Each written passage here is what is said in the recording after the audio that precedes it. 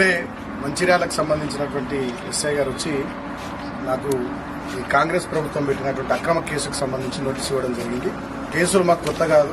తెలంగాణ ఉద్యమంలో ఆనాడు సమైక్య రాష్ట్రంలో కాంగ్రెస్ ప్రభుత్వం పరిపాలన చేసినప్పుడు 200కు పైగా కేసులు ఎదుర్కొని ఎన్నోసార్లు లాఠీ దెబ్బలు తిని ఎన్నో సందర్భాల్లో చెంచల్గూడ చిల్లరపల్లి జైలు జీవితాన్ని నిర్బంధాన్ని అనుభవించినటువంటి ఉద్యమ బిడ్డను నేను. ఇవాళ మళ్లీ తెలంగాణలో కాంగ్రెస్ ప్రభుత్వం పరిపాలన కొనసాగుతున్నటువంటి తరుణంలో వాళ్ళు అక్రమంగా ఇష్టం వచ్చినట్టుగా కేసులు పెడతా ఉన్నారు. ముఖ్యంగా నేను మన ముఖ్యమంత్రిని వర్ష పదజాలంతో దూషించినని చెప్పి నా మీద ఈ కేసు పెట్టినామని చెప్పి ఇందాక ఎస్ఐ గారు చెప్పారు నోటీస్ ఇచ్చే క్రమంలో. నేను ఒకటే మాట్లాడుతూ ఉన్నా, మరి ఈ ముఖ్యమంత్రి ఆయన స్థాయిని మర్చి కేసీఆర్ గారిని ఉద్యమ నాయకుడిని రాష్ట్రాన్ని 10 సంవత్సరాలు పరిపాలించిన మాజీ ముఖ్యమంత్రి గారిని పట్టుకొని ఇష్టం వచ్చినట్టుగా విమర్శించినటువంటి తీరును మొత్తం సభ్య సమాజం తెలంగాణ సమాజం అంతా కూడా చూసింది. అదేవిధంగా మా మాజీ మంత్రుల్ని మా నాయకుల్ని ఇవాళ కాంగ్రెస్ ప్రభుత్వంలో ఉన్న మంత్రులు కానీ నాయకులు కానీ ఎట్లా విమర్శిస్తూ ఉన్నారో ఎట్లా పరుష పదజాలంతో మాట్లాడుతూ ఉన్నారో ఇలా రాష్ట్రం అంతా చూస్తూ ఉంది. సోషల్ మీడియా వేదికగా ఇట్లా ఇష్టం వచ్చినట్టుగా అవాకులు చవాకులు పెళ్తా ఉన్నారో దుర్భాషలు ఆడుతూ ఉన్నారు. వీళ్ళ రాష్ట్రం అంతా కూడా చూస్తూ ఉంది. ఈ కాంగ్రెస్ ప్రభుత్వం చేస్తున్నటువంటి ఎదురుదాడి చేస్తున్నటువంటి దుర్మార్గపు తిట్ల దండకాన్ని వాళ్ళ రాష్ట్ర ప్రజానికం కూడా గమనిస్తూ ఉన్నారు. రాబోయే రోజులు ఖచ్చితంగా తగిన రీతిలో బుద్ధి చెప్పడానికి తెలంగాణ ప్రజలు సమాయత్తం అవుతా ఉన్నారు.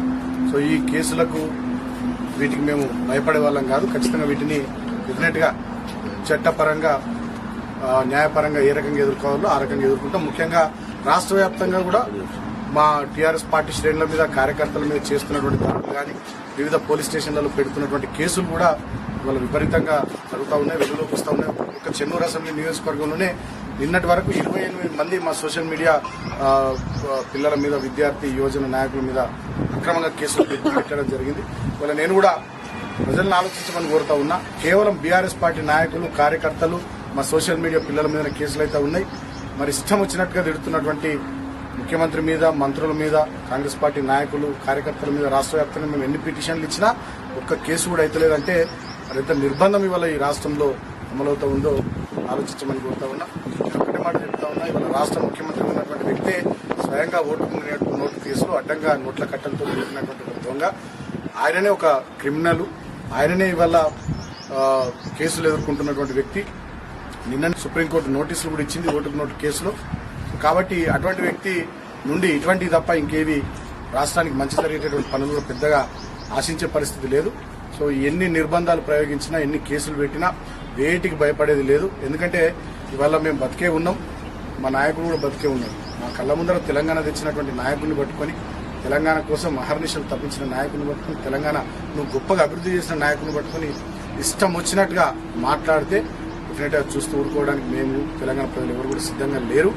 అదే కాకుండా వల్ల నా మీద ఇష్టం వచ్చినట్టుగా మా నాయకుల మీద ఇష్టం వచ్చినట్టుగా మాట్లాడినటువంటి వాళ్ళ మీద కూడా రాష్ట్ర వ్యాప్తంగా వివిధ పోలీస్ స్టేషన్లలో మేము పిటిషన్లు ఇచ్చినాం, చెన్నూరు నియోజకవర్గంలో ఇచ్చినాం. ఎక్కడ కూడా ఒక కేసు నమోదు చేయకపోవడం ప్రభుత్వ మొండి వైఖరి, ప్రభుత్వ కక్ష సాధింపు వైఖరికి ఇది నిదర్శనంగా నేను భావిస్తూ తెలంగాణ ప్రజలారా గమనించండి, ఆలోచించండి. ఇందిరమ్మ రాజ్యంలో ఎలాంటి నిర్బంధం ఈ ప్రజాపాలన పేరు మీద ఎటువంటి నయవంచపు పాలన నడుస్తా ఉందో ఆలోచించమని తెలంగాణ ప్రజలను కోరుతున్నాను. Thank you. జై తెలంగాణ.